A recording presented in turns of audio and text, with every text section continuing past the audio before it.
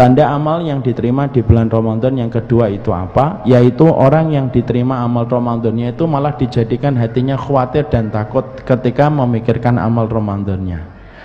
Karena orang kalau diterima amalnya itu justru hatinya ketakutan. Masa Ustaz? Iya. Mana dalilnya kalau amal kita diterima itu malah dijadikan hatinya ketakutan? Saya datangkan dua dalil. Satu dari ayat, yang kedua dari sahabat Nabi.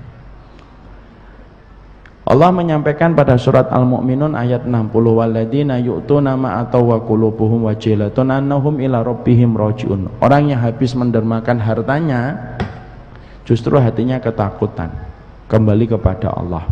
Ibunda Aisyah, ibu, dalam hadis riwayat Tirmidzi bingung, loh dibaca lagi ayatnya, habis mendermakan hartanya ketakutan, tanya sama Rasulullah, ya Rasulullah, kenapa orang habis bersedekah tetapi justru hatinya ketakutan kepada Allah?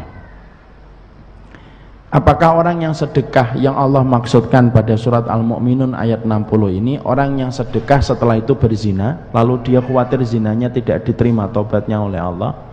Perhatikan jawaban Nabi, la ya bintis siddiq, haula'il ladzina yusalluna wa yasumuna wa yatasaddaquna wa yakhafuna alla yataqabbala minhum.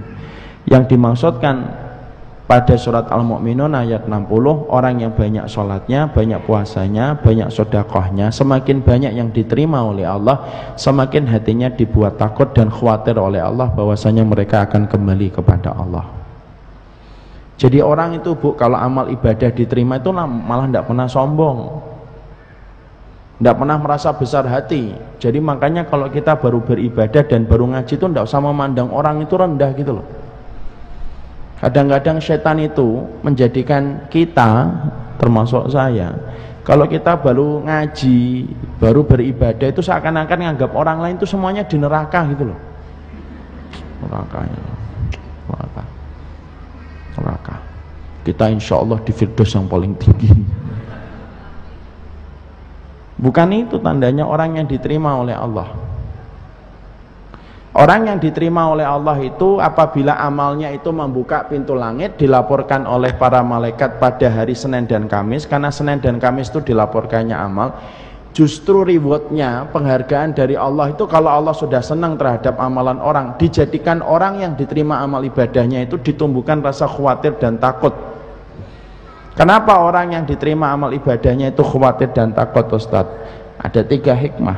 Satu, supaya dia tidak sombong dengan ibadah yang dia kerjakan. Karena dia khawatir, apa yang mau disombongkan? Oh, dia khawatir amalnya belum tentu diterima kok nyombong.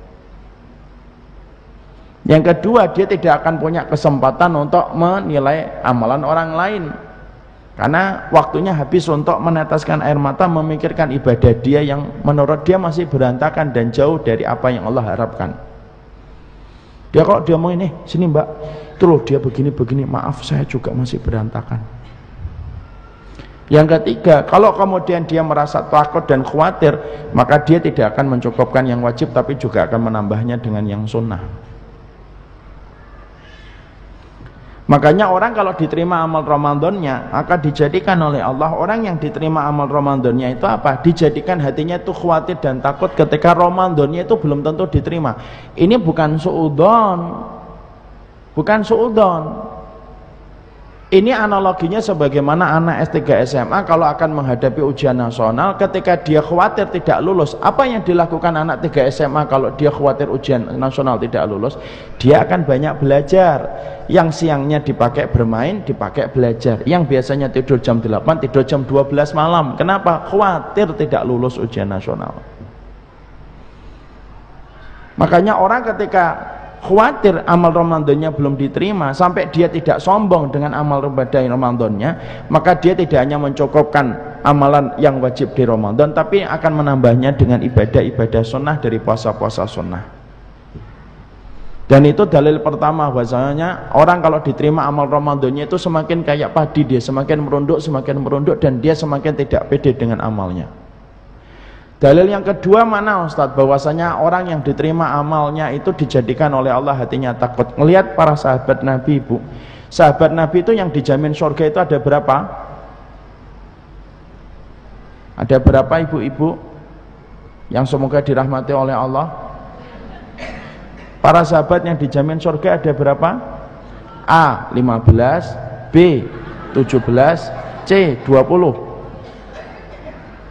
Siapa yang mengatakan A, angkat tangan. 1. Siapa yang mengatakan B? Siapa yang mengatakan C? Kayak gini nih yang bikin sering saya sakit di rumah itu kayak gini. Ditanya nggak jawab. Siapa yang jawab A? B? C? Masya Allah. Semoga Allah mengampuni Bu bodoh aja.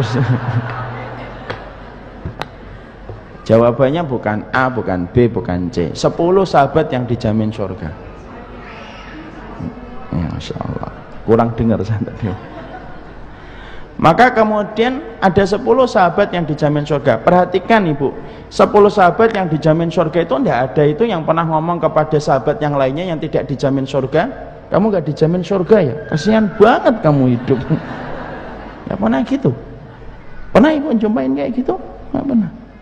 Bahkan setingkat Ali bin Abi Thalib ketika bertempur dengan Muawiyah atas satu masalah tentang masalah Utsman, sahabat Ali itu ketika berperang sama sahabat Muawiyah, sahabat Ali itu tidak pernah itu ngomong kamu memerangi penduduk surga. Pernah nggak Ali ngomong kayak gitu di hadapan Muawiyah? Padahal Ali bisa nggak ngomong kayak gitu? Bisa, beliau penduduk surga, mertuanya pemimpin penduduk surga, istrinya wanita yang dimuliakan di surga, anaknya 2 termasuk pemimpin pemuda-pemuda di surga. Tapi Ali itu tidak pernah sombong kepada Muawiyah. Bahkan maaf ya, Umar bin Khattab Ibu, Umar bin Khattab itu dijamin surga loh. Nabi itu sudah memberitahukan kepada Umar bin Khattab bahwasanya Umar bin Khattab itu penduduk surga itu hingga 2 kali. Belum lagi ditambah ketika di atas gunung Uhud ada Abu Bakar, ada Rasulullah, ada Umar, ada Utsman. Tiba-tiba Uhud itu bergetar. Lalu kemudian gunung Uhud itu ditendang sama Nabi dengan kakinya. Ihda'i anti ya Uhud, diam Uhud, jangan bergetar. Di atasmu Nabi, di atasmu Siddiq, di atasmu 2 orang yang akan mati syahid. Siapa Nabi? Muhammad sallallahu alaihi wasallam. Siapa Siddiq? Abu Bakar. Siapa yang akan mati syahid? Yaitu Umar dengan Utsman. Dan Umar itu ditetapkan penduduk surga Ibu, Masya Allah, ditetapkan penduduk surga. Kalau kita yang ditetapkan penduduk surga, oh Masya Allah, cuti kita total, nggak ngaji Mbak, maaf ya, sorry, afwan, saya penduduk surga. Tapi Umar ketika ditetapkan penduduk surga itu pun masih ditambah lagi sebuah hadis. Nabi pernah melihat surga, ada sebuah istana yang sangat indah terbuat dari mutiara yang sangat indah, sampai Nabi itu berprasangka itu istana buat dirinya saking indahnya itu di Firdaus. Kemudian Rasulullah nanya, buat siapa istana ini? Jibril menjawab, untuk laki-laki dari umatmu ya Rasulullah. Nabi kaget. Loh, Nabi aja kaget, siapa? Umar bin Khattab radhiyallahu anhu. Insyaallah. Coba kita lihat Umar bin Khattab ketika sudah ditetapkan sebagai penduduk 2 kali surga oleh Nabi, ditetapkan orang yang mati syahid. Bahkan Nabi sudah cerita rumahnya Umar bin Khattab di surga. Apakah Umar bin Khattab kemudian nyantai hidupnya di pinggir pantai gitu? Enggak. Umar bin Khattab itu kalau kita lihat bagaimana kata Imam Ibnu Qayyim, idza takallama asma, kalau sudah ngomong keras, idza daraba uja, kalau sudah mukul menyakitkan, kalau sudah jalan cepat. Dan Umar bin Khattab itu, maaf ya yang belum paham fisiknya Umar, supaya jangan gampang-gampang nyamakan orang dengan Umar. Saya tidak nyindir, biasa aja ya. Kalau kita pengen tahu Umar bin Khattab itu tinggi besar, kemudian rambutnya agak ikal, kemudian kulitnya agak hitam, agak kehitam-hitaman dikit tapi enggak hitam banget.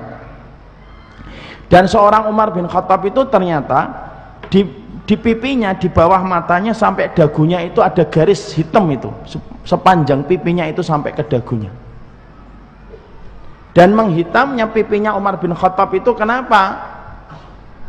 Dijawab oleh Imam Ibnu Jauzi dalam kitabnya Sifatus Shafah, likasratil buka min khasyatillah, karena banyaknya nangis Umar bin Khattab karena takutnya kepada Allah. Saking banyaknya kuantitas dan kualitas air mata yang pernah dikeluarkan oleh Umar bin Khattab itu sampai hitam pipinya Umar bin Khattab. Masya Allah. Anak ketika membaca itu mau tidak percaya gimana di kitab. Saya bayangin gitu, sebanyak apa kuantitas air mata kok sampai bekas di pipi. Kalau kemudian pipi kita hitam tuh biasanya kenapa?